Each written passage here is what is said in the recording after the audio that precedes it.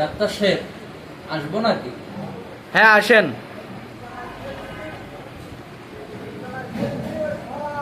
বসেন। কি সমস্যা আপনার বলেন? ডাক্তার সাহেব আমার তো অনেক একটা বড় সমস্যা হয়েছে। এই সমস্যা দেশ বিদেশ নামি দামি কোনো ডাক্তারই আমার এই সমস্যা ঠিক করতে পারল না। ডাক্তার সাহেব আমি আপনার কাছে আলাম, এখন দেখি আপনি ঠিক করতে পারেন কিনা। বলেন কি? তাহলে কি সমস্যা আপনার?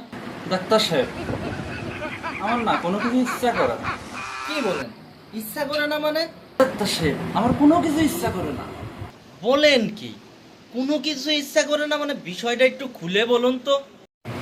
হ্যাঁ ডাক্তার সাহেব আমার খাতে ইচ্ছা করে না, আমার ঘুমাইতে ইচ্ছা করে না, আমার কথা বলতে ইচ্ছা করে না, আমার কোনো কিছু ইচ্ছা করে না।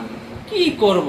এই যে আপনার সাথে কথা বলতেছি আমার তাও ইচ্ছা করতেছে। তাহলে তো বিরাট বড় সমস্যা। আচ্ছা ঠিক আছে, আমি 4-5টা টেস্ট লিখে দিচ্ছি, আপনি এই টেস্টগুলো করে আসেন। ঠিক আছে, তারপরে আপনার কি সমস্যা আমি দেখতেছি বিষয়টা কি দেখি করা যায়। ঠিক আছে, আচ্ছা এই নেন, এই 5টা টেস্ট দিচ্ছি, এই টেস্টগুলো করে আসেন যান। ডাক্তার সাহেব আমার টেস্ট করতেও ইচ্ছা করে না, কি করবো কম? আচ্ছা বুঝতে পারছি, তাহলে কাগজগুলো আমার দেন।